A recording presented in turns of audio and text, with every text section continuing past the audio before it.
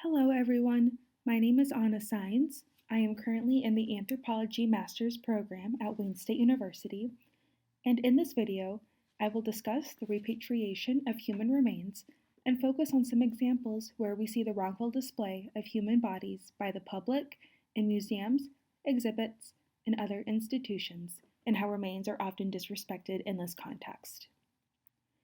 The United States has two acts or legislations that advocate for the lawful duty by institutions receiving federal funding to return collected indigenous remains and artifacts to their original caretakers, such as the National Museum of the American Indian Act and the Native American Graves Protection and Repatriation Act.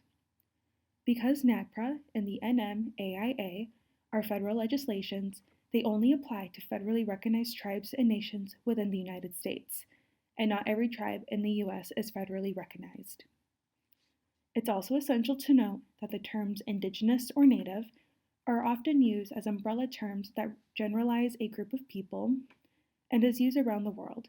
So for our dialogue and in future examples I will provide, I will reference specific tribes and nations within the United States, specifically in Michigan, but globally as well.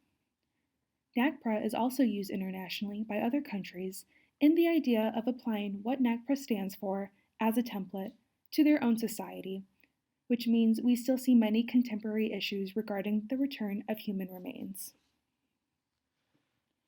So first, I'd like to talk about an article published by the Michigan Advance called Trauma, Healing, and Hope as Stolen Native Remains Return Home by Anna Gustafson and Lena G. Stebbins, which dates us back to 1972 when a white landowner in St. Ignace, located in the Upper Peninsula in Michigan, had been caught charging people a fee to come to visit and look at remains of a Native American burial site of the Sault Ste. Marie tribe of the Chippewa, which he discovered on his land and dug up the graves to make a profit off of.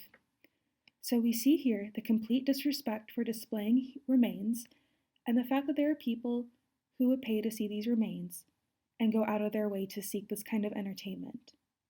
Another question that is often asked is, where do these remains come from? And they come from excavated sites where archaeologists or grave robbers returned remains back in the 18th and 19th century and beyond and brought them to museums and academic institutions or kept them for personal use without any question if this was right or not, all because the scientists at the time believed they owned those bones because they found those bones. The idea of holding onto human remains in museums and universities stems from collectors or traders believing that they are preserving remains from a group of people who they believe to be vanishing, especially with remains native to the U.S. They believe that they are doing a service by protecting remains, therefore invalidating the existence and experiences of the modern or most current related group of people. For this specific event that occurred to the Sault Ste. Marie tribe of the Chippewa, digging up the remains of their ancestors and removing them from their final resting spot interrupts the deceased's afterlife's journey. So there is a complete disregard and care for any cultural beliefs surrounding funerary practices and ceremonies.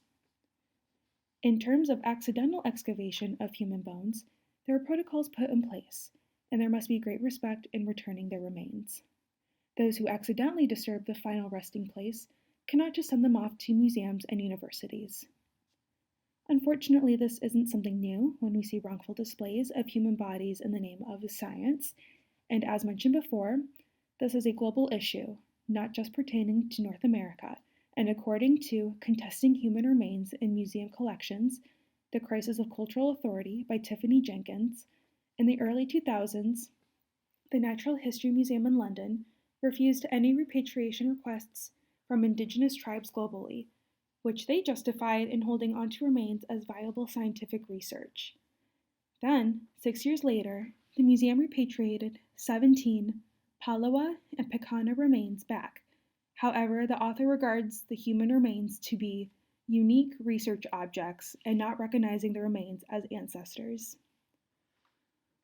For a personal example, I saw the Controversial Bodies Museum exhibit years ago, and at the time, I didn't understand why it was wrong to see preserved human bodies displayed in positions where they are playing sports, riding a horse, dancing, stretching, or put in model-like positions.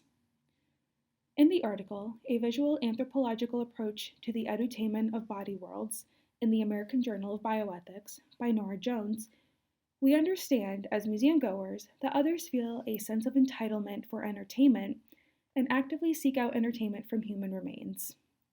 It's believed that the observers, to them in that present moment, it doesn't matter who the body was before they perished, but rather what they mean to them in this moment. We see legislators consistently pushing to revise and edit NAGPRA in our changing world, so this is not in any way a criticism of NAGPRA or to discredit the work resulting from NAGPRA, because we have seen more examples of providing identity and rights to human bones. According to the April 2023 ProPublica database for Michigan repatriation records, around 39 of 52 institutions in Michigan that have reported collections with remains have made 100% of them available to be returned. And here at Wayne State University, in the Museum of Anthropology, 92 remains are available for the return or have been returned to 13 Michigan tribes. Finally, I will leave you with this direct quote, leading us back to the Michigan Advance article from Colleen Medicine of the Sault Ste. Marie tribe of the Chippewa in regards to returning human remains back. It is a way for Native communities to say to those who have been stolen, "Welcome home, we have missed you, and your return is making us whole again." Thank you for watching. Have a great day.